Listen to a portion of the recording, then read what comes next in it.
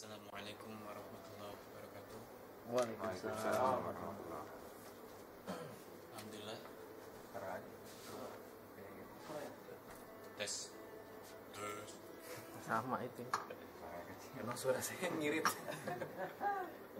Kabel itu. Cek satu. Tes cek. Suara. Saya ulangi kembali. Assalamualaikum warahmatullahi wabarakatuh. Waalaikumsalam warahmatullahi wabarakatuh. Alhamdulillah. Amin. Segala puji syukur mari kita panjatkan kepada Allah Subhanahu wa taala yang semoga tetap senantiasa melimpahkan rahmah, berkah dan maghfirahnya hingga dengan hari yang ke 14 untuk sampai dengan saat ini.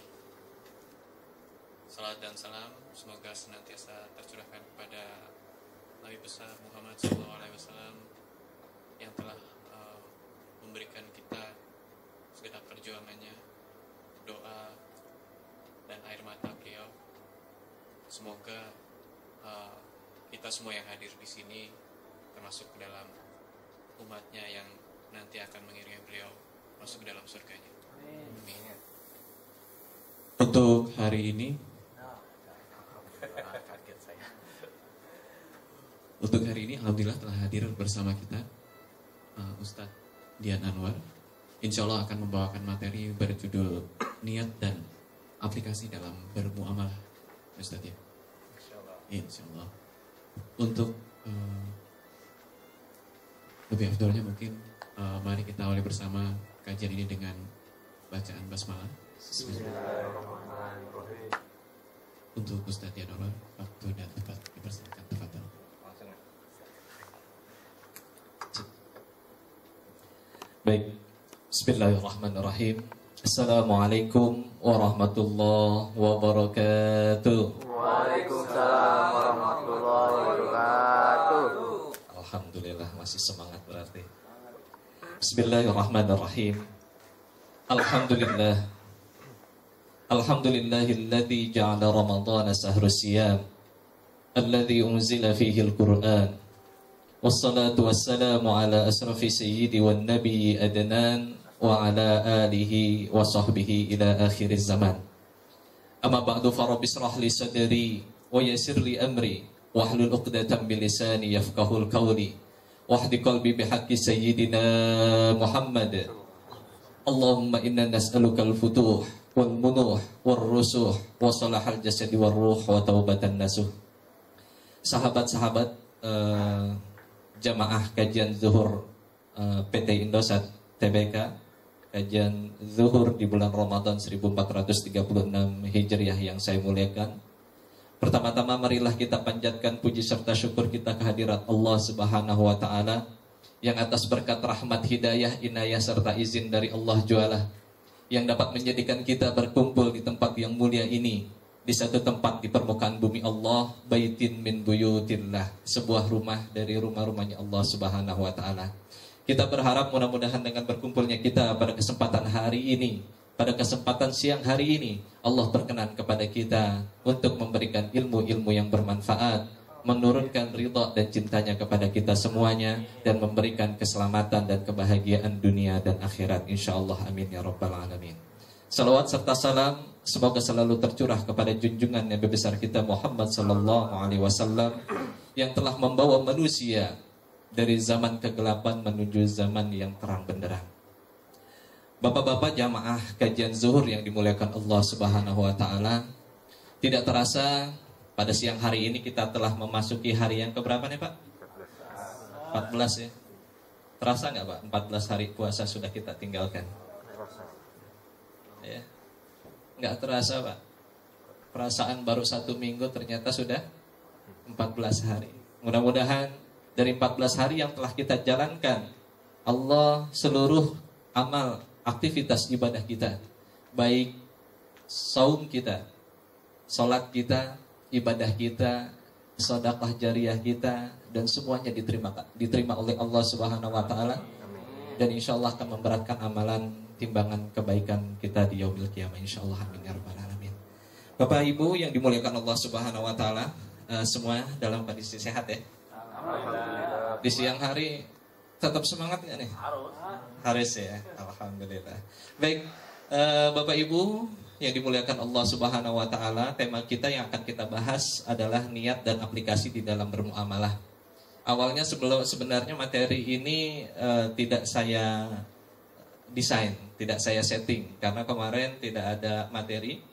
Kemudian saya coba membuat sebuah strategi. Kalau kita berbicara rukun Islam, ini adalah rukun Islam yang ketiga, dan insya Allah dalam waktu sebentar lagi kita akan masuk rukun Islam yang keempat, yaitu zakat.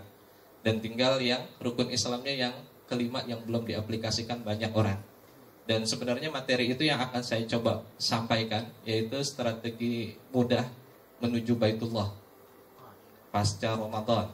Tapi terlepas dari itu semua, ternyata kemarin saya coba berdiskusi dengan sahabat-sahabat saya, dan bahkan ada orang yang cerita mengenai masalah kehidupannya, di mana dia memiliki kehidupan yang bahagia, harta yang berlimpah, tapi kehidupan keluarganya tidak nyaman, Pak.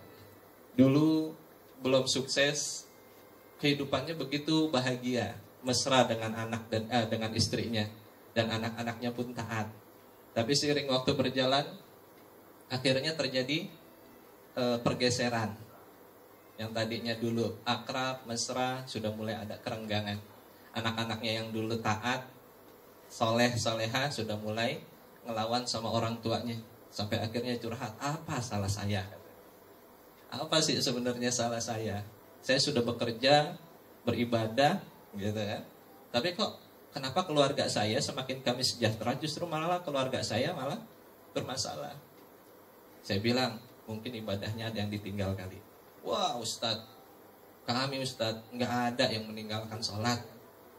Gitu. Mungkin sodakohnya, apalagi sodakoh. Sodakoh saya banyak, ibadah tidak saya tinggalkan, Al-Quran tidak saya tinggalkan. Seluruh ibadah yang disunnahkan dan diwajibkan oleh Allah dan Rasulnya saya jalanin. Gitu. Tapi kok kenapa tetap terjadi seperti ini pada keluarga saya? Dan kemudian saya bertanya kepada pertanyaan yang ketiga, mungkin nggak di dalam rezeki kita, di dalam rezeki antum itu ada barang riba? Kaget ya, riba. Apaan tuh Ustaz? Nah dari situlah, dari cerita itulah yang akhirnya menginspirasi saya untuk menyampaikan pesan ini, Pak. Materi ini, niat dan aplikasi di dalam bermuamalah. Kenapa? Karena banyak orang-orang yang bermuamalah, dia seolah-olah memang bekerja semata-mata untuk Allah Subhanahu wa taala, bekerja semata-mata beribadah, tapi bisa jadi Allah nggak nerima ibadah kita, Allah nggak nerima kerja kita karena barang riba yang mungkin kita kerjakan, baik kita sadari atau tidak. Karenanya pada kesempatan hari ini kita akan ngebahas mengenai masalah konsep niat dan aplikasi di dalam bermuamalah. Dan ini adalah perjumpaan saya di kantor ini yang kedua. Masih ada yang ingat nggak? Saya ingat, Ustaz? Salah lupa ya. Gitu. Baik, tak kenal maka tak sayang, tak sayang maka tak aruf.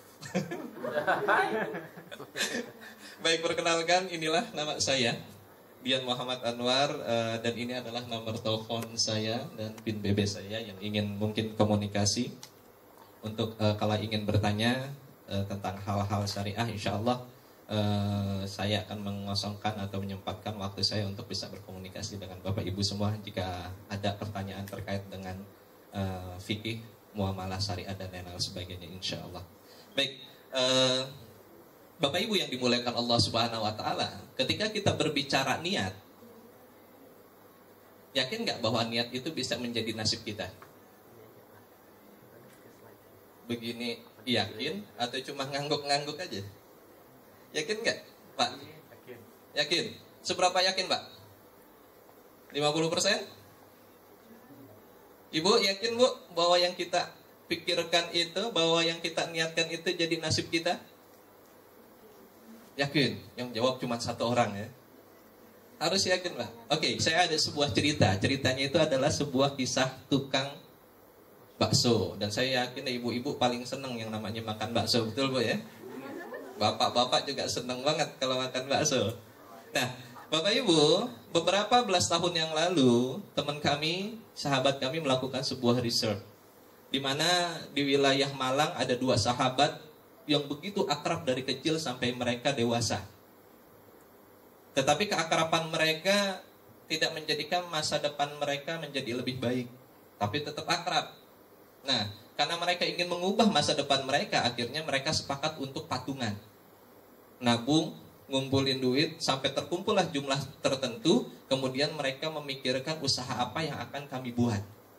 Akhirnya, mereka sepakat untuk membuat bakso, mengikuti pelatihan bakso dan lain hal sebagainya. Akhirnya setelah itu, uang yang terkumpul dibikin gerobak bareng-bareng, bikin ramuan baksonya bareng-bareng, semuanya dibikin serba bersama-sama. Dan kemudian mereka keliling dari satu kampung ke kampung lain, dari satu desa ke desa yang lain. Buat ngapain? Jualan bakso. Ada yang lapar di sini, Pak? Baik.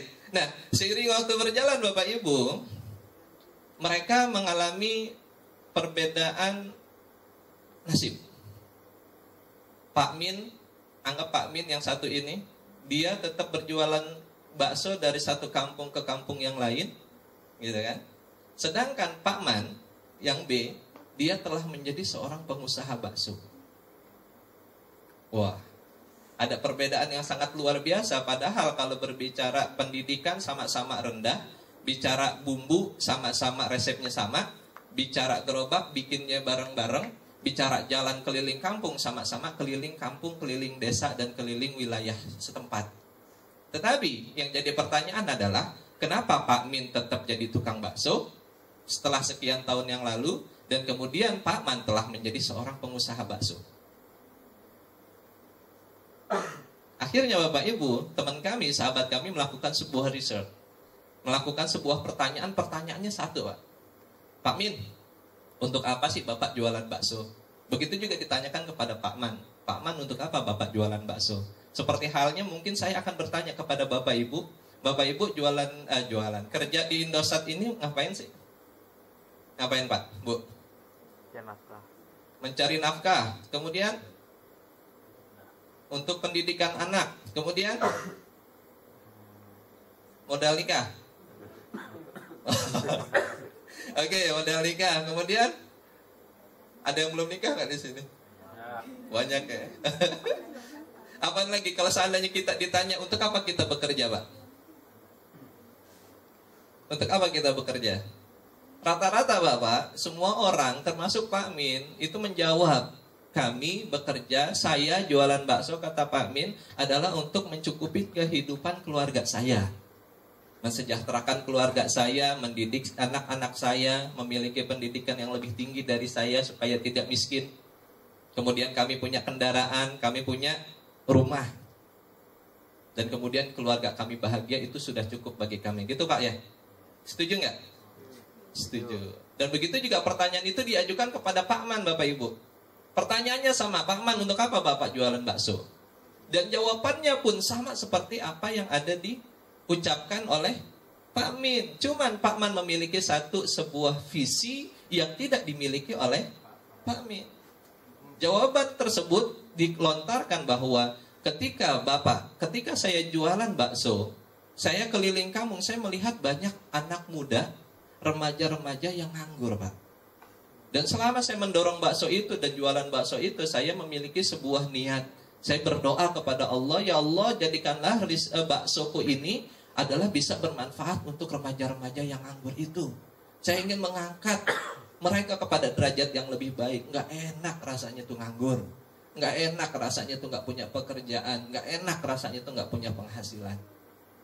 Dan seiring waktu berjalan, 8 tahun kemudian, Pak Min tetap jadi jualan bakso, yang Pak Man menjadi pengusaha bakso. Dan ini adalah true story. Siapa dia, Pak?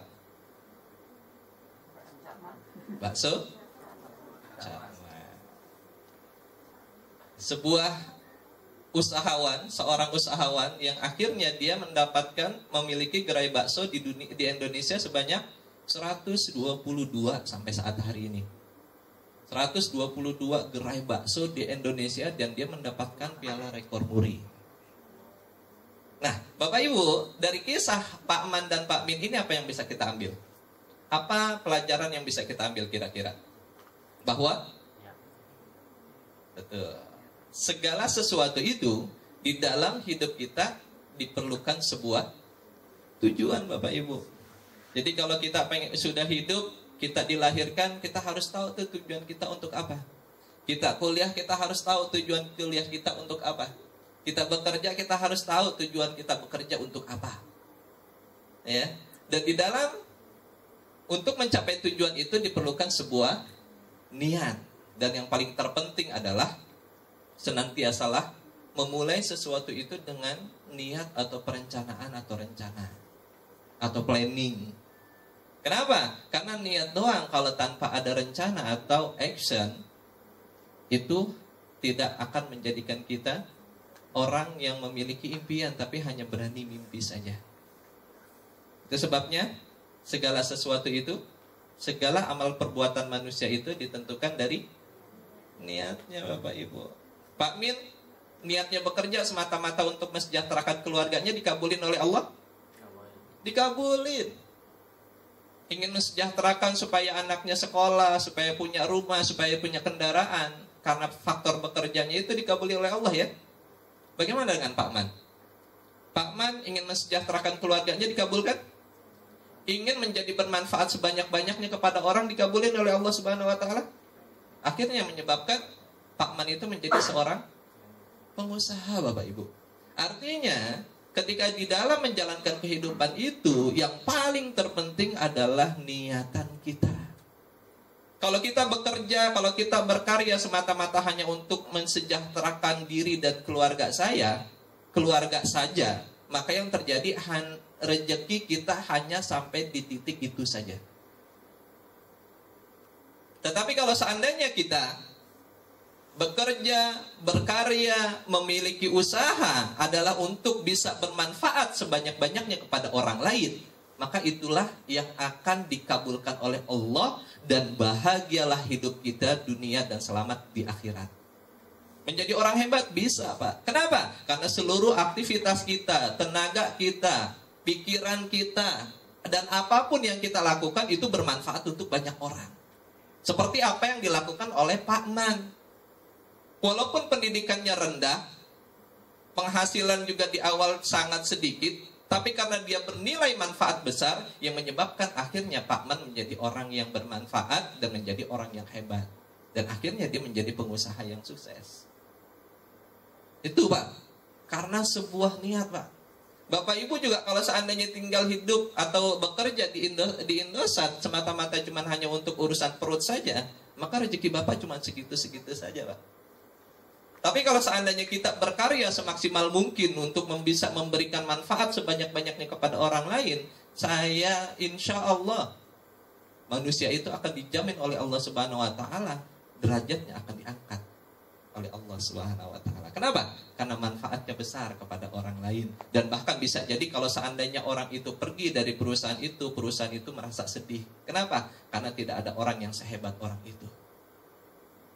Gitu. Itu sebabnya Rasulullah Shallallahu Alaihi Wasallam mengatakan, bersabda di dalam sebuah hadis, innamal a'malu binniyat wa innamal likulli imri'in ma nawa. Faman kanat hijratuhu ila Allahi wa rasulih fa hijratuhu ila Allahi wa rasulih. Faman kanat hijratuhu lidunya yusibuha aw imra'atin yunkihuha fa hijratuhu ila ma hajara ilaih. Rasulullah Shallallahu Alaihi Wasallam bersabda bahwa sesungguhnya amal perbuatan itu tergantung pada niatnya. Dan sungguh segala sesuatu itu, segala seluruh amal perbuatan seseorang itu berdasarkan pada apa yang telah menjadi niatnya. Barang siapa yang hijrahnya, barang siapa yang bekerjanya, barang siapa yang beribadahnya, barang siapa yang menjalankan kehidupan rumah tangganya semata-mata kepada Allah dan Rasulnya, maka bekerjanya, berkaryanya, beribadahnya, menikahnya, itu semata-mata akan tertuju kepada Allah dan Rasulnya. Tapi barang siapa yang hijrahnya, bekerjanya, berkaryanya, beribadahnya cuma urusan dunia yang diharapkan, atau perempuan yang hendak dinikahkan maka dia akan mendapatkan apa yang diniatkan, tapi dia tidak akan mendapatkan cinta dan ridha dari Allah Subhanahu wa taala. Itu sebabnya 98% kehidupan manusia diawali dari sebuah niat. Dan niat itu akan Allah kabulkan. Dan ini prosesnya. Mungkin masih ingat, entah masih ingat atau enggak ya. Tahun lalu ini sempat saya buka, Pak, bahwa apa yang kita pikirkan jadi nasib. Kok bisa gitu? Prosesnya gimana sih? Bapak Ibu, ketahuilah pikiran kita akan menjadikan kita atau menjadikan nasib kita baik atau buruk. Itu tergantung pikiran dan niat kita. Prosesnya gimana? Prosesnya itu berawal dari sebuah pikiran. Kalau di pikiran kita bangun tidur, kita malas, Pak. Bangun tidur kita malas, aduh ngantuk banget. Malas sahur. Sahur nggak? Agak. Tapi kalau seandainya kita bangun tidur dan mengatakan adalah sahur adalah sunnah Rasulullah dan akan bermanfaat untuk kesehatan saya, secapek apapun, ketika dia bangun tidur dia tetap sahur. Buat yang ibu-ibu habis cuci piring, habis makan, banyak yang buka puasa di rumah, dalam hatinya perasaan males. Cuci piring, pakai piring banyak, mau dicuci itu hari kagak, nunda-nunda sejam, 2 jam, betul Bu ya? Oh, hantaran aja deh habis terawih. Habis terawih capek aseken deh, besok aja subuh habis sahur. Gitu ya. Benar kan, Bu? Itu Bapak Ibu. Nah, dari pikiran itu, Pak, akhirnya dia berubah menjadi perkataan. Kalau kita mengatakan malas di pikiran kita, maka terucaplah kalimat malas, Pak. Kalau kita sebel sama seseorang, ketika ketemu sama orang itu, muka kita langsung nunjukin sebel. Dan kalau lagi ketemu sama sahabat kita yang lain, tuh ngapain lewat sini? Gue gedek sama tuh orang. Gitu, Pak. Jadi dari pikiran yang buruk akan menjadi ucapan yang buruk. Dari pikiran yang baik akan terlontarlah ucapan yang baik. Kalau sudah terlontar menjadi sebuah ucapan, jadi tindakan nggak? Biasanya jadi tindakan, Pak. Ya. Kalau sudah jadi tindakan, kemudian biasanya akan jadi kebiasaan. Kalau udah jadi kebiasaan, jadi nasib nggak? Jadi. Nah, Bapak Ibu, ketahuilah, pikiran sekali lagi akan berubah menjadi perkataan, perkataan akan menjadi tindakan, tindakan akan menjadi kebiasaan, dan kebiasaan itu akan menjadi nasib kita. Tapi Bapak Ibu, yang harus kita ketahui bahwa pikiran itu berasal dari hati, ya, berasal dari hati. Pikiran, perkataan, tindakan, kebiasaan hanyalah sebuah proses, Bapak Ibu. Yang harus kita lihat adalah startnya dan finishnya, yaitu hatimu yang menentukan nasib kita. Jadi hati-hati Bapak Ibu terhadap pikiran, karena pikiran kita itu mampu menjadikan kita termasuk orang-orang yang sukses, atau bisa jadi menjadikan pikiran kita itu termasuk orang-orang yang membuat kita menjadi terpuruk. Gitu. Kenapa? Karena ini sesuai dengan hadis Rasulullah di dalam sebuah hadis qudsi yang dikatakan bahwa Allah tergantung sangkaan hambanya. Allah tergantung sangkaan hambanya. Dan di hadis qudsi yang lain dikatakan bahwa tempatku di dunia, kata Allah, tempatku di dunia adalah di dalam hatimu. Jadi hatimulah yang akan menentukan nasibmu. Kalau kata kita, aduh males banget terawih, maka kita tidak akan pernah terawih.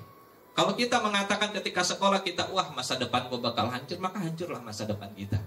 Ketika kita punya anak kita katakan anak bandel, bahkan lebih parah lagi sampai ada ucapan anak setan dan lain hal sebagainya.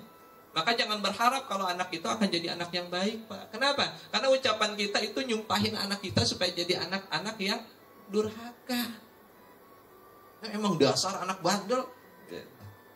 Iya, pernah kejadian kayak gitu Pak di keluarga? Pernah, saya yakin. Jadi hati-hati Pak. Ucapan kita, pikiran kita, jangan pernah mengatakan yang buruk-buruk terhadap keluarga kita.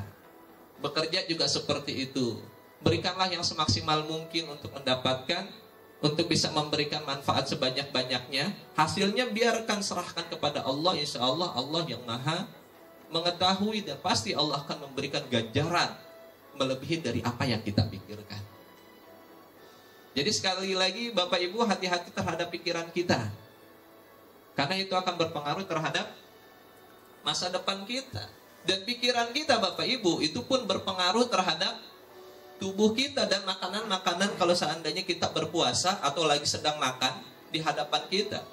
Kondisi suasana perasaan kita itu mampu mengubah makanan itu jadi enak atau enggak. Ibu-ibu kalau yang biasa masak, kalau hatinya bahagia, wah keluarga makan bahagia banget, enak. Tapi kalau lagi masak, perasaannya kesel, yang terjadi apa Ibu? Garamnya kebanyakan, gitu ya. Rasanya kagak enak, antak, tawar, dan lain hal sebagainya. Nah, saya ingin menunjukkan sebuah riset yang dilakukan oleh Masaru Emoto, The True Power of Water, Healing and Discovering Ourselves. Nah, Bapak Ibu, Masaru Emoto ini melakukan sebuah penelitian pada air. Jadi air-air yang ada di seluruh dunia itu dikumpulkan oleh Masaru Emoto, dan kemudian air tersebut, anggap ini air, yang kiri diucapkan kalimat yang buruk, setan, iblis, bodoh, dan kalimat-kalimat negatif. Tetapi ketika berbicara air yang berada di sebelah kanannya, dia mengucapkan kalimat-kalimat baik, kalimat doa, dan lain hal sebagainya. Puji syukur, alhamdulillah, terima kasih, saya bisa, kalimat motivasi dan lain hal sebagainya. Kemudian air tersebut langsung di-freeze sampai benar-benar beku, dan kemudian dilakukan penelitian. Dan hasilnya Bapak Ibu, ternyata air tersebut bereaksi dengan perintah atau ajakan yang kita ucapkan. Ketika kita mengatakan, ketika kita ada kerjaan, kita mengatakan, mana mungkin, gitu. Dan kemudian ada perintah yang satu lagi, bismillah saya bisa. Maka Bapak Ibu ketahuilah ini reaksi yang terjadi pada air yang diteliti itu. Ketika ada kalimat mana mungkin, kristalnya gimana Bu? Pak? Pecah? Pecah. Hancur? Hancur. Bagaimana dengan ini? Bismillah saya bisa. Terbentuk dengan sempurna? Iya. Jadi air Bapak Ibu bereaksi dengan perintah atau ajakan kita. Dan gak cuma itu saja. Ini satu lagi. Ketika saya mengatakan biasanya orang-orang yang pendidikan, latar belakang pendidikannya lemah, atau seringkali dikatakan orang-orang yang bodoh sama keluarganya dan lain hal sebagainya. Kemudian orang tersebut mengatakan saya tidak berguna. Dan kemudian yang satu mengatakan alhamdulillah. Maka air yang diucapkan kalimat negatif dan positif ini berubah seperti ini Bapak Ibu. Kalimat tidak berguna dia ngeblur lagi. Sedangkan kalimat alhamdulillah itu kristalnya gimana Pak? Bagus? Alhamdulillah. Dan inilah air yang ada di bendungan Fujiwara dan air yang ada di Saudi Arabia, air Zam-Zam. Bagus sama mana Pak? Itulah bentuk kristal air Zam-Zam. Air-air yang juga telah dibacakan bacaan Al-Quranul Karim. Tempat ibadah yang selalu penuh dengan zikir dan takarrub kepada Allah Subhanahu wa Ta'ala, yang menyebabkan akhirnya kristalnya begitu luar biasa dibanding air yang ada di Fujiwara Jepang, membentuk kristal yang sangat buruk. Nah Bapak Ibu, yang paling mendasar adalah ketika makanan dan minuman saja, ketika kita marah atau ketika kita bahagia, itu kristalnya menjadi rusak.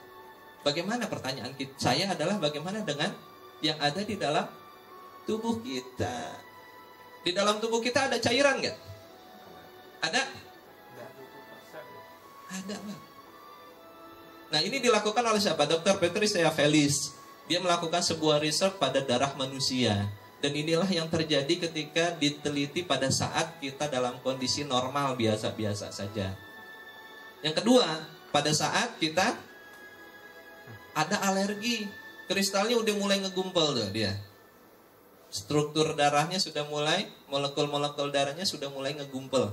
Berbeda pada saat seperti normal seperti ini. Tapi di saat alergi seperti ini, pada saat sedih, kristal ini sudah semakin menjarang. Dia saling memisahkan diri. Gitu Pak. Dan saat ini juga, nah, lagi saat jatuh cinta begini Pak. Maunya nempel mulu. Betul ya? Jangankan orangnya, darahnya aja udah mulai ngerapet, Pak. Ya. Dan pada saat berdoa kristalnya seperti ini. Nah, Bapak Ibu, inilah darah kita, Bapak Ibu. Kalau makanan yang ada di luar saja mampu membentuk kristalnya menjadi buruk, apalagi kalau seandainya kita di dalam tubuh kita ada darah dan kemudian kita marah, apa yang terjadi pada darah kita, Pak? Kristalnya baik atau buruk, Pak? Sangat buruk. Hancur-hancuran. Itu sebabnya orang-orang yang sering galau, orang-orang yang sering marah, orang-orang yang sering negative thinking biasanya lebih cepat sakit, Pak. Lebih cepat keriput. Benar? Iya. Iya, lebih cepat stroke. Iya, lebih cepat asam urat dan lain hal sebagainya dibanding orang-orang yang selalu berhati bersih. Kenapa? Minuman yang di luar aja bereaksi dengan cuman perintah doang, apalagi yang ada di dalam tubuh kita. Nah, inilah fakta air dan manusia, Bapak Ibu. Bumi ini diliputi oleh 70% air dan 30% daratan. Dan Al-Quran menyebut lautan di dalam Al-Quran sebanyak 32 kali. Dan daratan sebanyak 13 kali di dalam Al-Quran. Nggak percaya? Silahkan hitung. Ya. Nah, lautan dan daratan jika dijumlahkan adalah 32 ditambah 13 sama dengan 45. Maka dalam hitungan matematika Islam, lautan 32/45 dikali 100 itu mencapai 71%, dan daratan 13/45 dikali 100 itu adalah 28 poin sekian. Maka totalnya menjadi 100%. Dan itu terbukti pun di dalam tubuh kita. Ternyata di dalam tubuh kita pun komposisinya, ketika berbicara lautan 71% dunia, dan ketika berbicara daratan hampir 30%, maka di dalam tubuh manusia pun seperti itu, Pak. 70% cairan dan 30%-nya adalah unsur-unsur lainnya. Nah, dan inilah gambaran Bapak Ibu. Secara total kandungan air sebanyak 75%. Komposisi otak itu mencapai 74%. Ini airnya loh. Komposisi darah 82%. Komposisi tulang kadarnya sampai dengan 22%. Bayangin kalau seandainya kita selalu berpikir buruk, Pak.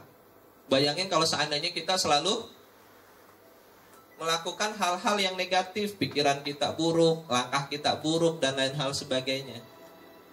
Nah, itu semuanya, kalau itu dilakukan dengan konsep negatif, berpikir negatif dan lain-lainnya, semuanya menjadi negatif, maka yang terjadi adalah hancur diri kita. Ya. Nah, tinggal akhirnya kita mau memilih, silahkan diri kita mau memilih seperti apa yang akan kita ciptakan, karena semua itu terserah kepada diri kita. Artinya Allah, Bapak Ibu, nggak otoriter, Pak. Manusia itu ingin berbuat baik, silahkan. Ingin berbuat jahat, silahkan. Berbuat baik ini balasannya, berbuat buruk ini balasannya, Bapak Ibu. Ya, dan semua itu akan kembali kepada diri kita.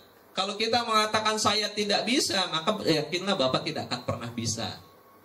Wah, hidup saya miskin melulu, maka yakinlah hidup Anda akan jadi miskin terus. Wah, hidup saya susah, sakit-sakitan. Biasanya kalau ibu-ibu punya anak, Bu, anak kita mandi hujan, yang terjadi bilangnya apa, Bu?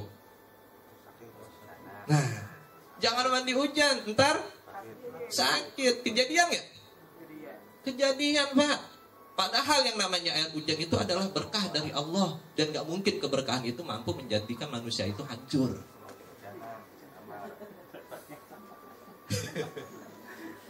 Gitu, Pak.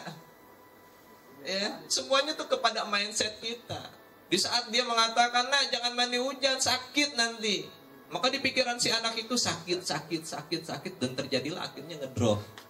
Kristal yang ada di dalam tubuhnya menjadi kristal negatif, yang akhirnya melemahkan imunitas yang ada di dalam tubuhnya, akhirnya dia menjadi drop, Pak. Bener. Lihat nggak pemulung-pemulung di pinggir jalan, anaknya mandi hujan. Yang mereka katakan apa? Alhamdulillah ada hujan. Kok alhamdulillah? Iya, Pak, saya bisa ngojek. Bener? Hujan memberikan keberkahan buat saya, akhirnya saya bisa ngojek dapat duit. Gitu. Sakit-sakitan nggak orang-orang yang di pinggir jalan tuh? Enggak, Pak. Anak kita yang sehat, kenapa? Ketika pas mandi hujan malah sakit. Tapi di satu sisi orang-orang yang miskin, orang-orang yang pinggir jalan tuh, mereka ojek-ojekan, hujan-hujanan nggak sakit. Itu semua kembali kepada pikiran kita. Itulah sebabnya hati-hati terhadap apa yang kita pikirkan, apa yang kita lakukan, karena itu tergantung pada diri kita. Dan itulah sebuah konsep aplikasi di dalam melakukan muamalah, Pak. Konsep berpikir, konsep bekerja, apapun tergantung niat kita. Kalau niat kita baik, maka insya Allah akan jadi baik. Kalau niat kita buruk, maka itu akan menjadi keburukan. Dan bisa juga niat kita baik, tapi Allah nggak ikhlas. Ada yang seperti itu. Tujuan kita seolah-olah awalnya ibadah, tapi Allah kagak reda. Mau bukti? Oke, nanti kita buktikan. Sekarang kita masuk ke konsep aplikasi muamalah. Jadi paham Pak ya, Bu ya? Definisi dari niat di dalam aplikasi bermuamalah itu harus jelas ya. Jadi hati-hati terhadap pikiran kita, hati-hati terhadap niat kita, hati-hati terhadap pikiran kita, baik pekerjaan kita, keluarga kita, ataupun pendidikan dan seluruhnya. Hati-hati terhadap pikiran kita. Nah, Bapak Ibu, kita hidup di dunia ini berapa lama? Dalam satu hari berapa jam? 24 jam. Oke, sekarang kita masuk muamalahnya ya, Pak. Berapa lama kita sholat, Pak? 17 rakaat. Kalau satu rakaatnya biasanya berapa menit, Pak? Jangan yang di TV, Pak ya, 2 rakaat 38 detik. Taraweh ngebut. Gitu. Standarnya, Pak. Satu rakaat berapa menit biasanya? Ya anggaplah 1 menit atau 2 menit ya. Oke, berarti dalam satu hari sholat fardu 5 waktu itu mencapai 17 rakaat. 17 rakaat dikali 2 menit jadi 34 menit. Ditambah sholat-sholat yang lain, rawatib, duha, tahajud, anggap dia 2 jam. Setuju? Setuju. Itu kalau buat berbicara ibadah. Sekarang kita bicara istirahat, karena waktu kita harus benar-benar kita bagi, Pak, untuk bisa kita jalankan di dalam kehidupan kita. Oke? Nah, itu tadi sholat 2 jam. Istirahat kita tidur berapa jam? Berapa? 4, 6, 8? 8 jam. Itu kata mayoritas, padahal kita dibodohin, Pak. Sahabat-sahabat Rasulullah, ulama dan lain hal sebagainya itu nggak pernah mereka tidur lebih dari 6 jam. Kenapa? Karena memang semua organ tubuh kita kuat. Bahkan Rasulullah SAW tidur pun dalam satu hari selama 24 jam itu tidak lebih dari 3 jam, Pak. Jadi kita ambil garis tengahnya aja deh, ya, antara 3 dan 6, antara 3 dan 8 yaitu 6 jam. Udah berapa tuh? 2 ditambah 6 berarti 8 jam. Kehidupan satu hari 24 jam. Oke. 24 dikurang 8 berarti tinggal 16. Benar? 16 itu buat apa?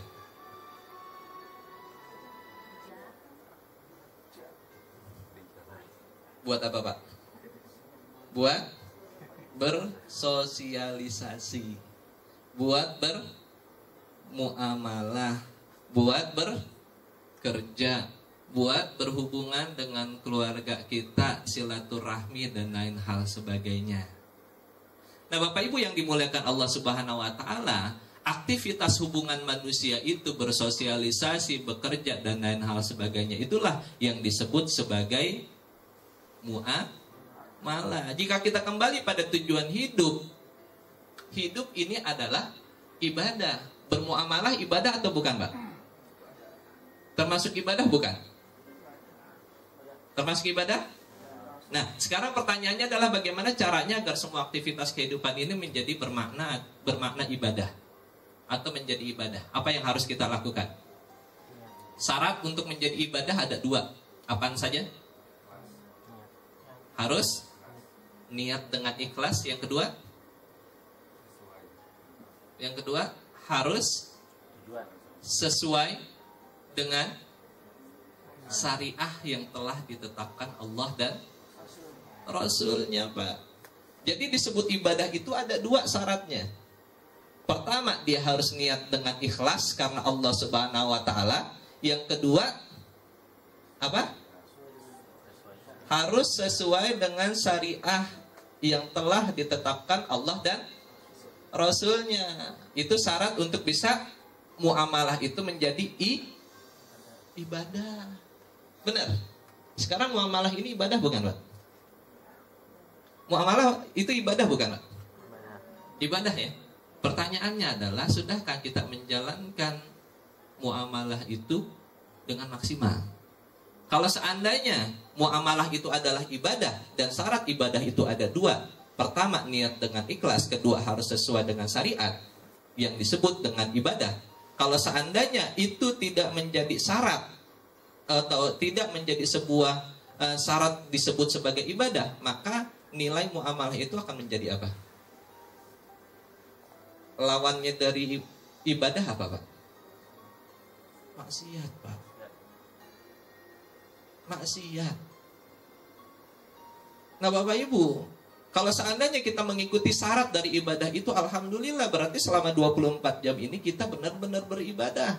Tapi kalau seandainya kita hidup selama 1 hari selama 24 jam, buat ibadah 2 jam, buat tidur 6 jam, kemudian muamalahnya selama 16 jam ini kita lakukan dengan tidak sesuai dengan syariah yang ditetapkan oleh Allah dan Rasulnya, maka sesungguhnya kita sedang bermaksiat kepada Allah dan Rasulnya.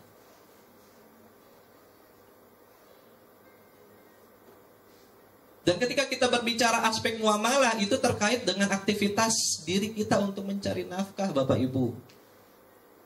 Banyak di antara kita atau banyak orang-orang yang bekerja dengan niat semata-mata ikhlas kepada Allah Subhanahu wa taala.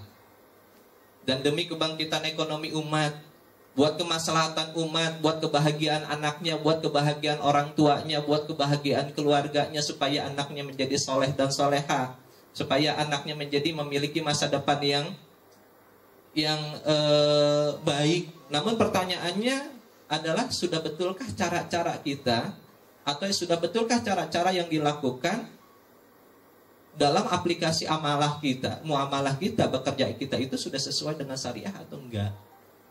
Nah, itu yang jadi pertanyaan, Pak.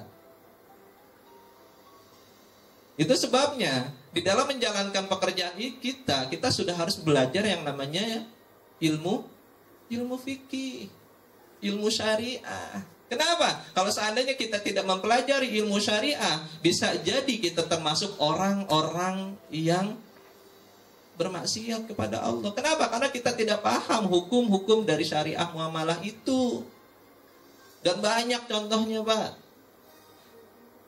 Sangat banyak contohnya. Oke. Dan ini ada sebuah dalil dikatakan. Salah satunya itu adalah berbisnis atau berdagang, atau bisa jadi bekerja. Kita bekerja luar biasa, banting tulang, pergi pagi pulang malam, tapi selama pekerjaan kita memakan barang riba, Pak. Kita bekerja punya penghasilan, kita punya kredit card, mohon maaf, itu riba. Padahal Allah Subhanahu wa taala sudah mengatakan dihalalkan jual beli dan diharamkan riba. Kalimat riba ini sangat jarang, Pak, diungkapkan. Bahkan termasuk juga oleh para ustadz-ustadz. Bahkan ketika ada seorang sahabat yang dia pengen berbisnis, Sayyidina Ali bin Abi Thalib dan Umar bin Khattab mengatakan tidak boleh berjual beli di pasar kami. Dikatakan di sini tidak boleh berjual beli di pasar kami. Artinya apa, Pak? Dilarang. Kecuali orang-orang yang benar-benar telah mengerti fikih muamalah di dalam ajaran Islam. Sampai orang yang pengen dagang aja di pasar wilayah kaum muslim, kalau dia nggak paham fikih muamalah, diusir sama Umar bin Khattab. Kenapa? Karena akan menjadikan barang dagangannya itu cenderung kepada riba. Dia akan menggunakan cara apapun untuk mendapatkan keuntungan sebesar-besarnya dan melanggar dengan cara melanggar syariah yang telah ditetapkan. Dan bahkan Sayyidina Ali bin Abi Thalib mengatakan seorang pedagang apabila tidak mengerti tentang hukum jual beli, maka niscaya ia akan terjerumus ke dalam riba. Lalu ia terjerumus lagi dan lagi. Riba kalimat yang sangat enteng, Pak. Tapi ketahuilah, posisi riba itu sama seperti orang yang syirik kepada Allah Subhanahu wa taala. Bahkan tempat posisinya berada di neraka jahanam. Cuman bedanya kalau orang syirik itu tidak diampuni oleh Allah Subhanahu wa taala. Kalau orang yang melakukan riba dan kemudian dia sadar dan bertobat, Allah maafkan segala dosa-dosanya. Bedanya di situ saja. Tapi kalau seandainya kita meninggal dalam kondisi kita memiliki barang yang riba, maka posisi kita sama seperti orang-orang kafir, yaitu di neraka jahanam, laknatullah. A'udzubillahi min dzalik. Ya. Jadi yang disebut sebagai muamalah itu disebut sebagai ibadah. Syaratnya ada 2. Sengaja saya ulang-ulang. Syarat ibadah ada 2. Yang pertama apa? Ikhlas karena Allah Subhanahu wa taala. Yang kedua, harus sesuai dengan syariat yang ditetapkan oleh Allah dan Rasulnya. Dan kehidupan di dalam rumah tangga, orang-orang yang bekerja banyak, Pak. Bisa jadi itu posisinya berada di Indosat. Bisa jadi, mudah-mudahan tidak. Kenapa? Karena perbuatan riba itu dosa, Pak. Dan jangan berpikir kalau orang mengatakan, banyak orang yang mengatakan, nggak tahu, berarti nggak dosa. Itu salah besar. Kan belum tahu ilmunya, itu salah besar, Pak. Selama ini masyarakat kita ngomong kayak gitu, kan? Iya. Bagaimana dengan hadis ini? Rasulullah SAW bersabda, doa orang berilmu itu 1, sementara dosa orang bodoh itu 2. Sekali lagi, dosa orang berilmu itu 1, sementara dosa orang bodoh itu 2. Orang berilmu diazab atas perbuatan dosanya, sementara orang-orang bodoh diazab atas perbuatan dosa dan meninggalkan ilmu karena tidak belajarnya. Jadi jangan berpikir bahwa orang yang bodoh itu dia akan selamat. Salah, Pak. Dosanya 2. Diazab karena perbuatannya, disiksa karena dia nggak belajar. Karena dia nggak mempelajari syariat yang telah ditetapkan oleh Allah dan Rasulnya di dalam Al-Quran dan As-Sunnah. Dan ini bisa jadi terjadi pada diri kita. Banyak orang yang bekerja, tapi riba tetap dia jalankan. Dan itu banyak di dalam kehidupan kita. Bisa jadi kita punya kartu kredit. Kartu kredit riba, Pak. KPR itu riba. Angsuran itu riba. Punya bank, bunga di bank itu riba. Berat memang, Pak. Tapi inilah Allah dan Rasulnya mengatakan tentang kondisi berat ini. Dan saya punya kewajiban untuk menyampaikan ini kepada Bapak Ibu. Kenapa? Karena saya tahu, Pak. Jangan sampai saya tahu kemudian saya tidak mengatakan ini. Dan saya akan dimintakan pertanggungjawaban tentang ilmu ini. Dan bisa jadi itu banyak berada di hadapan kita, berada di sekeliling kita. Dan inilah yang menyebabkan akhirnya keluarga kita bisa berantakan, Pak. Orang munafik itu diawali dari sebuah kalimat riba, dari perbuatan riba. Banyak orang yang bekerja beribadah, dia beribadah dan ikhlas, bekerja karena Allah, tapi anaknya kurang ajar. Banyak orang yang bekerja, banting tulang luar biasa, semata-mata bekerja untuk kesejahteraan keluarganya, tapi istrinya selingkuh dan berkhianat kepada suaminya. Anaknya kurang ajar terhadap orang tuanya, padahal makanannya yang dia bekerja adalah halal. Kalau dicek and recheck ternyata ada barang-barang riba di dalam dirinya. Padahal kalau kita melihat riba tersebut akan menghancurkan manusia, Pak. Maka janganlah kita mengikuti kebiasaan atau kebanyakan orang. Yang harus kita ikuti adalah petunjuk Allah dan Rasulnya. Kalau kata orang, wah enak punya kartu kredit, jangan, itu riba. Wallahi itu riba. Jangan ikutin kebanyakan orang. Benar kata Rasulullah, kelak di akhir zaman nanti orang-orang yang paham tentang hukum Islam akan sedikit, Pak. Islam itu sedikit dan akan kembali kepada sedikit. Dan Bapak Ibu tahu kenapa kehancuran umat Islam di Indonesia ini terjadi? Karena orang-orang non-muslim itu memasukkan barang-barang riba ke dalam kehidupan kita. Dan itu terjadi 95% di dalam kehidupan umat muslim di Indonesia terjerat dengan barang-barang riba. Yang menyebabkan akhirnya Allah tidak menurunkan rahmat dan hidayahnya kepada kita. Umat Islam mengaku banyak umat Islam, tapi mampu diombak-ambing oleh orang-orang non-muslim. Dihancurkan dengan barang-barang riba, tidak dihancurkan dengan cara ibadah. Kenapa? Kalau ibadahnya dilarang oleh orang-orang non-muslim, kita akan bangkit. Tapi untuk bisa menghancurkan umat Islam di Indonesia yang mayoritas Islam, itu adalah dengan cara apa? Dihancurkan dari sisi muamalahnya, Pak. Kartu kredit, kredit ke bank, KPR, dan lain hal sebagainya. Kredit mobil, dibikin itu semuanya dibikin mudah supaya apa? Supaya kita terjerat oleh jalan-jalan riba itu. Dan mayoritas terjadi nggak? Terjadi, Pak. Yang disebut sebagai mayoritas yang tercela. Dalam surah Al-An'am dikatakan Bismillahirrahmanirrahim, dengan nama Allah yang maha pengasih lagi maha penyayang. Dan jika kamu menuruti kebanyakan orang yang di muka bumi ini, niscaya mereka akan menyesatkanmu dari jalan Allah. Mereka tidak lain hanyalah mengikuti persangkaan belaka. Dan mereka tidak lain hanyalah orang-orang yang berdusta terhadap Allah Subhanahu wa ta'ala. Jadi hati-hati terhadap orang-orang yang di sekeliling kita. Woi, murah loh kredit nih. Pakai kartu kredit aja dan hal sebagainya. Kan toh bisa kita bayar ini. Itu riba, Pak. Ketika kita ada akad jual beli, kemudian ada kelebihan di situ, bunganya di situ, itu jadi riba, Pak. Ketika kita ada bisnis, kemudian ada orang yang memberikan hadiah, padahal sebelumnya tidak pernah mengasih hadiah, maka hadiah itu adalah riba. Benar, Pak. Wallahi, bahaya riba itu. Di ayat yang lain dikatakan sebenarnya kebanyakan mereka tidak mengetahui yang hak, karena itu mereka berpaling dari ketetapan Allah dan Rasul. So hati-hati, Pak. Nah, inilah dalil-dalil kenapa kita harus meninggalkan hutang dan riba.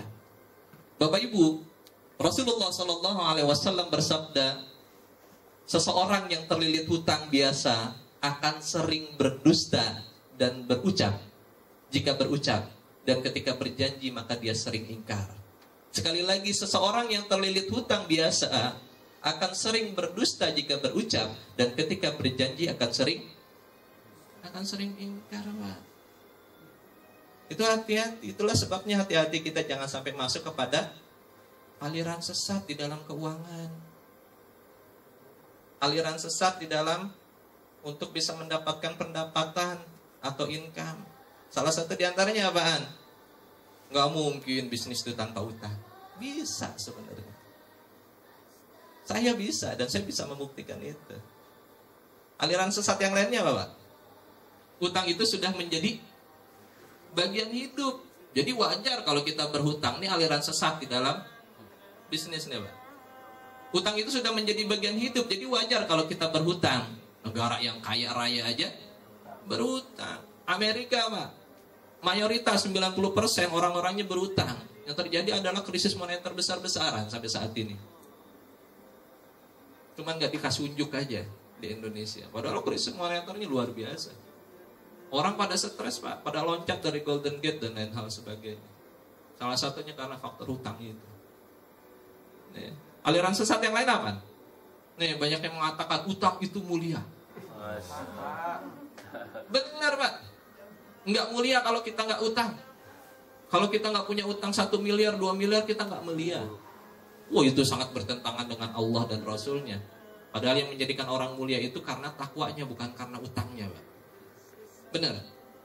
Iya, Pak. Utang itu mulia karena dengan berhutang kita menghidupkan perekonomian bangsa ini. Indonesia ngutang dulu terjerat, Pak. Sekarang sudah mencapai berapa? Sekian triliun dolar. Dan yang lebih parah lagi, dan ini biasanya di kartu kredit, Pak. Ini aliran sesat nih di dalam ekonomi. Yaitu utang itu adalah tanda kepercayaan bank kepada kita. Kalau kita dikasih utang itu artinya kita dipercaya. Maka semakin besar utang kita, artinya kita semakin dipercaya oleh pihak bank. Benar? Salah, Pak. Buktinya apaan? Ketika kita utang, itu ditanya jaminannya apaan. Benar? Dan jaminannya itu lebih besar dengan utang kita atau lebih kecil dari utang kita? Lebih besar. Jadi nggak ada tuh yang namanya bank percaya sama kita. Bohong. Kalau dipercaya nggak perlu pakai agunan, Pak. Gitu. Jadi nggak ada tuh yang namanya utang itu mulia. Gitu. Dan bahkan banyak orang-orang kaya itu rata-rata banyak utangnya, Pak. Jasnya, pakaiannya luar biasa, handphonenya luar biasa, semuanya ternyata utang gitu. Benar. Walaupun ada juga yang tetap beli cash gitu, tapi mayoritas rata-rata utang. Benar. Hati-hati, Pak, dengan kartu kredit dan lain-lain sebagainya. Kenapa? Sekali Anda hutang dengan kartu kredit, yang namanya kartu kredit itu punya sebuah hukum. Dan hukumnya itu semakin Anda kredit, itu jumlah kredit Anda tidak semakin berkurang, justru semakin bertambah. Siapa yang punya kartu kredit di sini? Awalnya mungkin 2 juta, 3 juta, 5 juta. Setelah itu akan bertambah, Pak, tahun ke depannya 10 juta. Bertambah lagi 50 juta. Wah, dikatakan ternyata bank percaya sama saya. Enggak, Pak. Sebenarnya sedang menghancurkan Anda. Sedang menghancurkan diri kita. Sampai kita nggak punya apa-apa, kemudian seluruh barang-barang kita diambil oleh mereka, dihancurkan kita, dibikin nggak bisa tidur kita malam hari, dan dibikin stres di siang harinya. Jadi itu riba, lah. Hati-hati terhadap barang-barang riba itu. Kenapa? Karena dalam sebuah hadis dikatakan oleh Rasulullah, berhati-hatilah kamu dalam berutang, karena sesungguhnya berutang itu mendatangkan kerisauan pada malam hari dan kehinaan pada siang hari. Nggak ada tuh orang yang mulia karena utang. Dia mulia karena yang ngasih utang jauh saja dari dia. Coba kalau yang ngasih utang itu ada di hadapan dia, berani dia sombong dengan mobilnya yang mewah? Kagak. Paling yang punya bilang, lu modal ngutang dari gue. Hina, Pak. Oke. Jadi paham ya, hati-hati terhadap riba ya. Nah, Bapak Ibu, inilah dalil selanjutnya yang diriwayatkan oleh Tirmizi. Dikatakan sesungguhnya ruh seorang mukmin yang meninggal akan terus menggantung, tidak dapat masuk surga selama hutangnya belum lunas. Dan ini pernah terjadi di zaman Rasulullah SAW ketika ada beberapa sahabat yang meninggal dunia. Kemudian Rasulullah dipinta untuk menjadi imam, menyolatkan mayit yang ada. Kemudian Rasulullah mensolatkan. Ditanya, apakah mayit ini ada hutang? Tidak. Rasulullah jadi imam. Kemudian ada mayit lagi yang meninggal dunia. Kemudian ditanya oleh Rasulullah, apakah orang ini punya hutang? Tidak ya Rasulullah. Maka kemudian Rasulullah pun memberikan menjadi imam pada sholat mayit itu. Dan yang ketiga, ada seorang mukmin yang saat itu dia meninggal dunia, kemudian meminta kepada Rasulullah untuk menjadi imamnya, untuk menjadi imam dalam sholat mayitnya. Dan kemudian Rasulullah bertanya, apakah orang ini ada utang? Maka sahabat yang lain mengatakan, iya Rasulullah, dia memiliki utang. Kemudian Rasulullah mengatakan, aku tidak mensolatkan, silahkan solatkan yang lain. Kenapa sampai begitu Bapak Ibu? Karena Rasulullah adalah orang yang memberikan syafaat kelak di akhir zaman nanti, kelak di hari akhirat nanti. Itulah sebabnya Rasulullah tidak akan memberikan syafaat kepada orang-orang yang memiliki hutang, Bapak Ibu. Dan itulah sebabnya kenapa Rasulullah tidak pernah mau mensolatkan orang yang meninggal, tapi dia meninggalkan hutang. Ditinggalkan oleh Rasulullah. Dia tidak akan pernah mendapatkan syafaat oleh Rasulullah. Bahkan ada sebuah hadis, ada sebuah riwayat yang lain. Dikatakan bahwa orang yang menjalankan riba, orang yang muamalahnya itu menjalankan riba, maka sesungguhnya dia sedang berperang pada Allah dan Rasulnya. Sekali lagi, orang yang bekerja dan bekerja dan berkarya dan kemudian dia melakukan riba, maka sesungguhnya dia sedang berperang kepada Allah dan Rasulnya. Itulah akhirnya sebabnya banyak orang-orang yang bekerja dapat penghasilan tetap mendapatkan kartu kredit karena iming-iming dan lain hal sebagainya. Di malam hari dia berdoa, ya Allah, ampuni segala dosa saya, berikan rezeki yang barokah ya Allah, jadikan anak-anak saya adalah anak yang soleh dan soleha. Tapi kemudian di pagi harinya dia mengatakan, dia keluar dari rumahnya dan kemudian dia mengatakan, ya Allah, dengan sambil mengepalkan tangan, aku berperang kepadamu. Aku berperang kepadamu ya Allah. Tahu kenapa? Karena hadis tadi, Pak.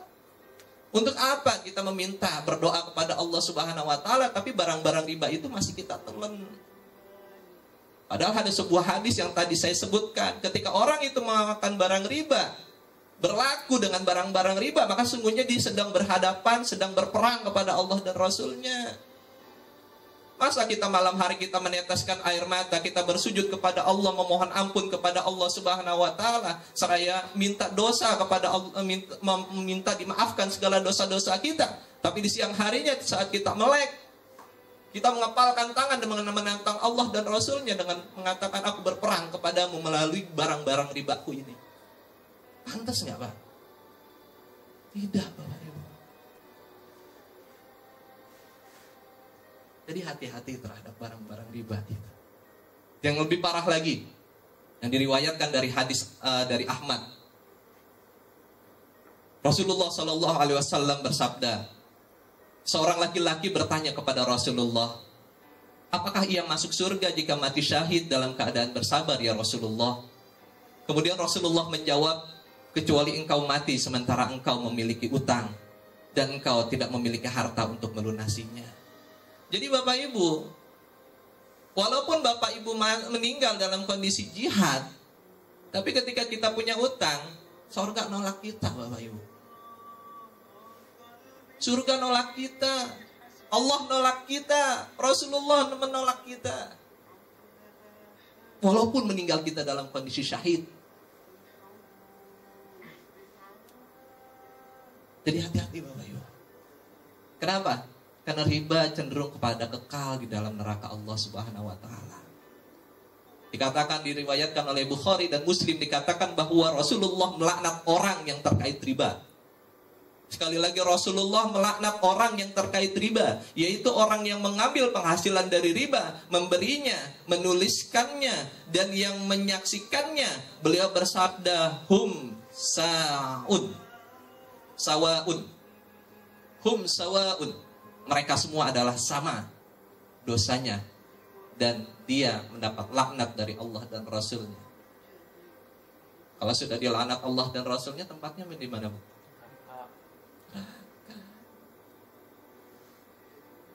Mohon maaf, saya harus menyampaikan ini. Dan riba itu kekal di dalam neraka, Bapak Ibu. Kenapa?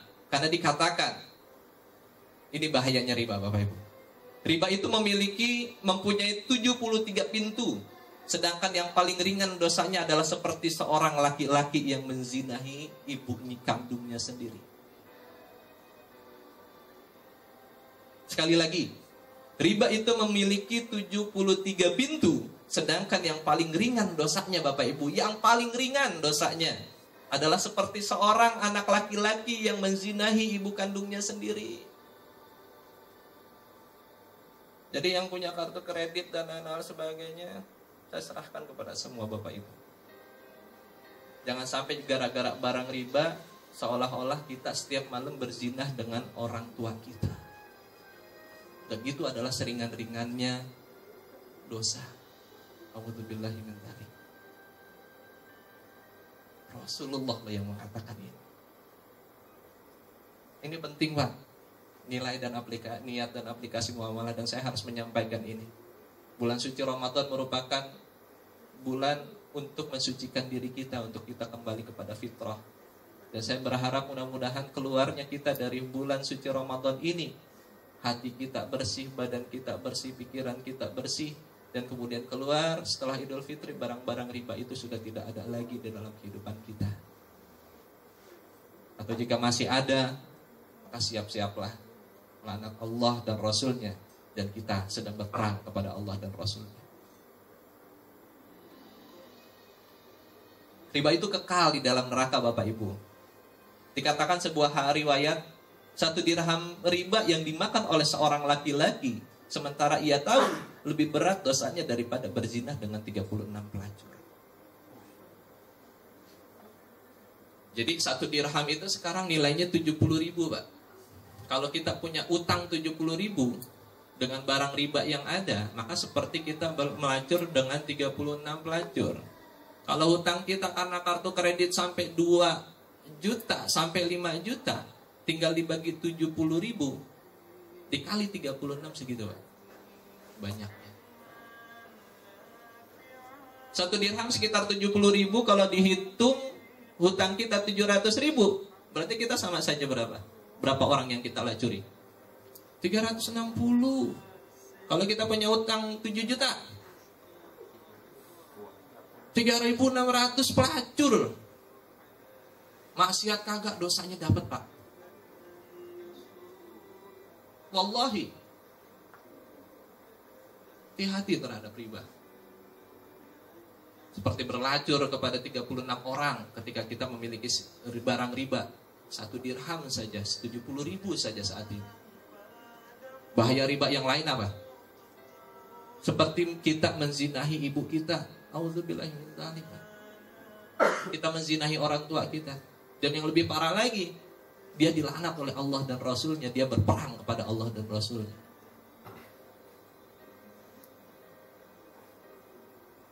Al-Hasan berkata bahwa baginda Rasulullah SAW bersabda, hamba manapun yang menyimpan harta haram, ini dalilnya bahwa orang yang memiliki barang riba itu sama seperti orang kafir, yaitu tempatnya di neraka jahanam. Al-Hasan berkata bahwa baginda Rasulullah SAW bersabda, hamba manapun yang menyimpan harta haram, jika harta itu ia simpan, maka harta itu tidak akan berkah. Jika harta itu ia infakkan, maka tidak akan diterima infaknya oleh Allah Subhanahu wa Ta'ala. Jika ia mati dan harta haram itu masih ada pada dirinya dan keluarganya, maka hal itu akan memasukkan dia ke dalam neraka jahanam, laknatullah. Berat, Pak. Dan ini ada di sekeliling kita. Ringan memang, seperti seolah-olah memudahkan, Bapak. Barang riba itu,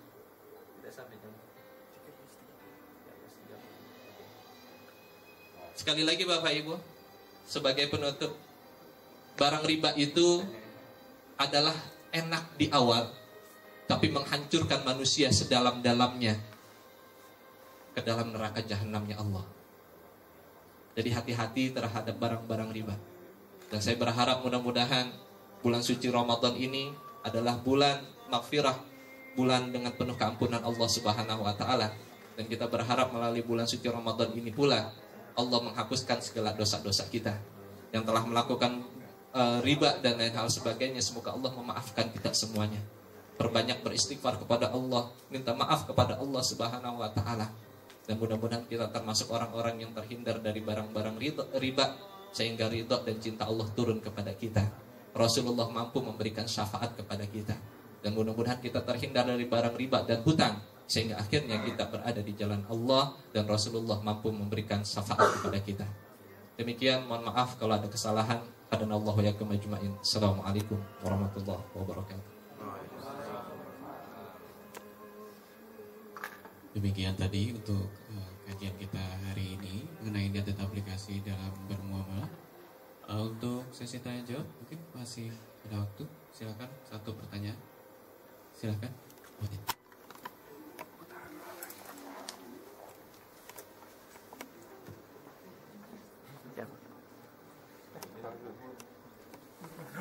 Belakang.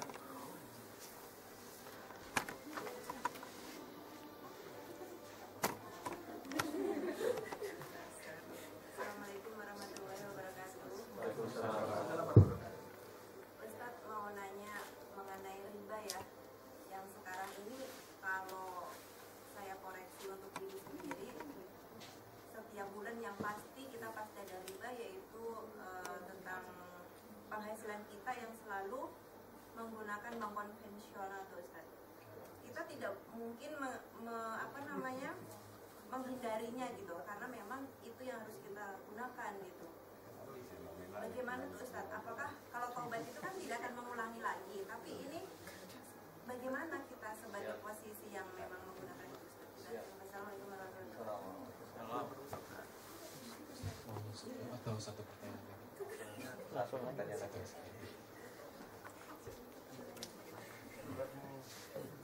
Assalamualaikum warahmatullahi wabarakatuh. Masih untuk masalah riba Ustaz. Tadi Ustaz sampaikan kan kayak KPR, terus bisa juga mungkin dengan kredit motor termasuk juga. Nah, kalau emang udah termasuk, gimana kalau kondisinya misalkan kita sudah kredit motor, posisinya sudah lunas. Nah, dengan tadi uraian yang Ustaz sampaikan, oke juga Tad, motor udah lunas nih. Jadi posisinya gimana nih? Oke, itu aja Ustaz. Assalamualaikum warahmatullahi wabarakatuh.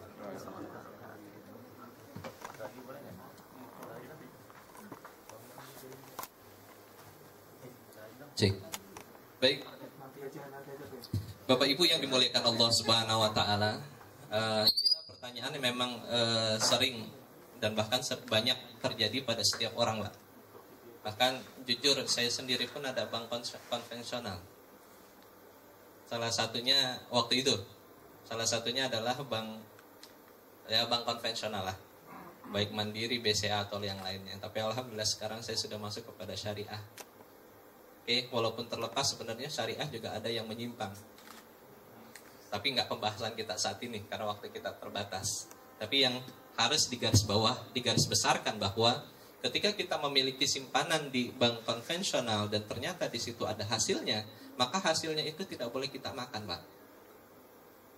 Kenapa? Karena orang yang memakan barang atau bunga dari bank konvensional dan kemudian dia menjadi daging di dalam tubuh kita, maka dia haram untuk masuk ke dalam surganya Allah Subhanahu wa taala kecuali dia dihancurkan terlebih dahulu barang-barang ribanya yang ada di dalam tubuhnya itu di dalam neraka laknatullahnya Allah. Artinya, kalau kita udah makan barang-barang seperti itu, barang-barang riba dan kemudian kita menjadi daging, wah, ya itu harus dibersihkan dulu.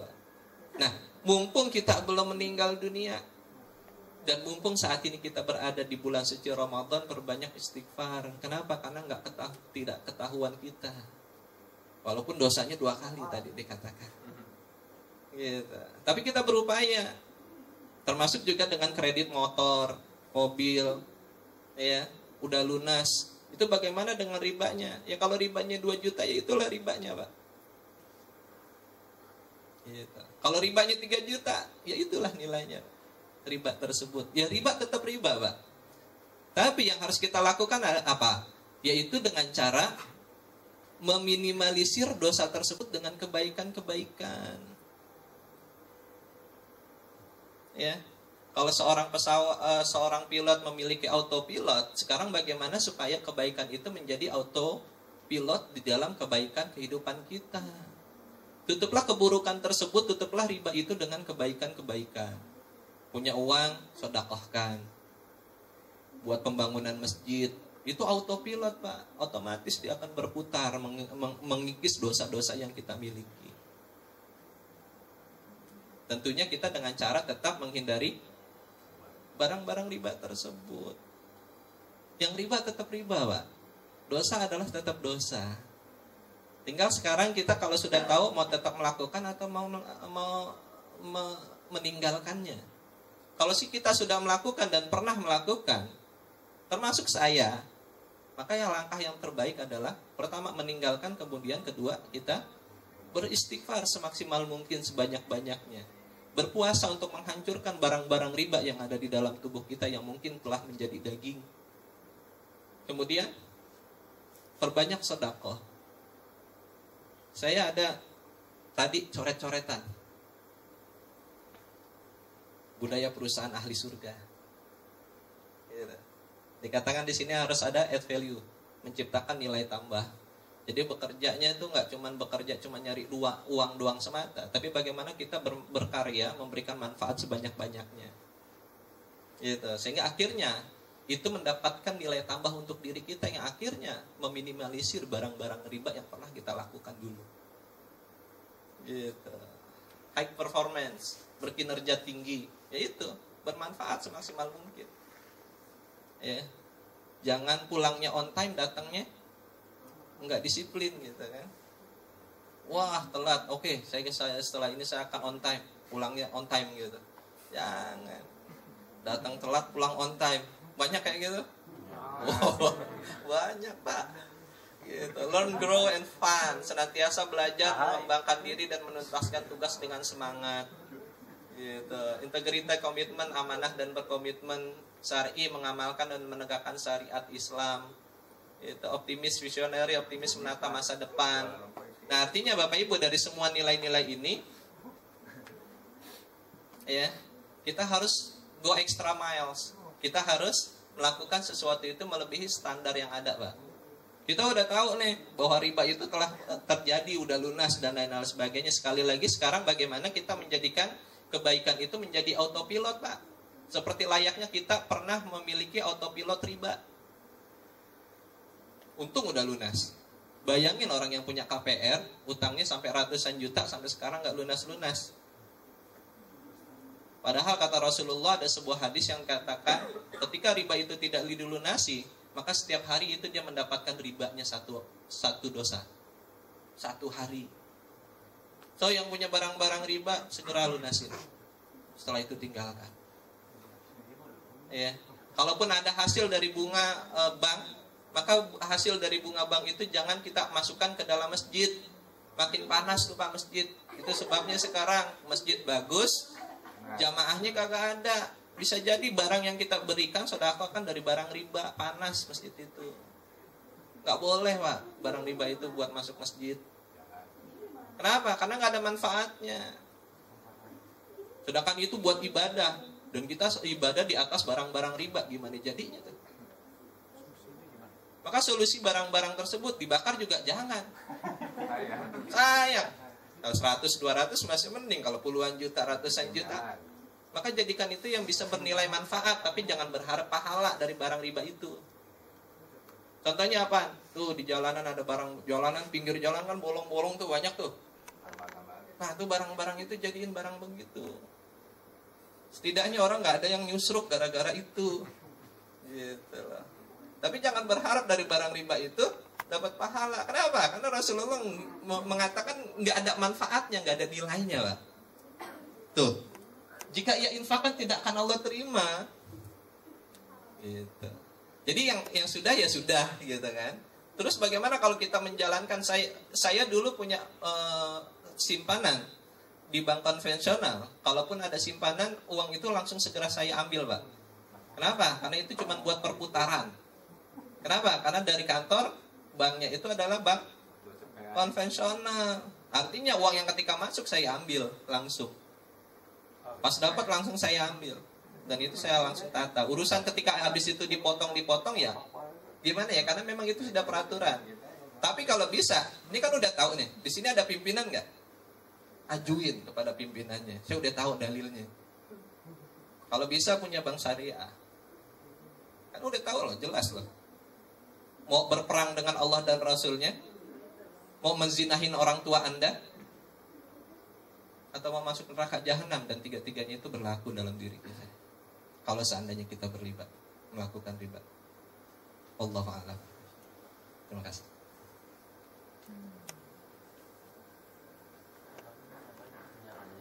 Demikian tadi, mudah-mudahan bisa terjawab rasa ingin tahu kita. Untuk niat dan aplikasi dalam bermuamalah ini mungkin bisa disebutkan, mari kita memperbaiki dan memperindah niat kita agar muamalah kita lebih bernilai, dan mari kita jauhi riba. Demikian mungkin untuk doa penutup, Ustaz, kalau bisa dibantu. Baik, mungkin langsung kita tutup dengan doa kafaratul majelis saja. Subhanallah.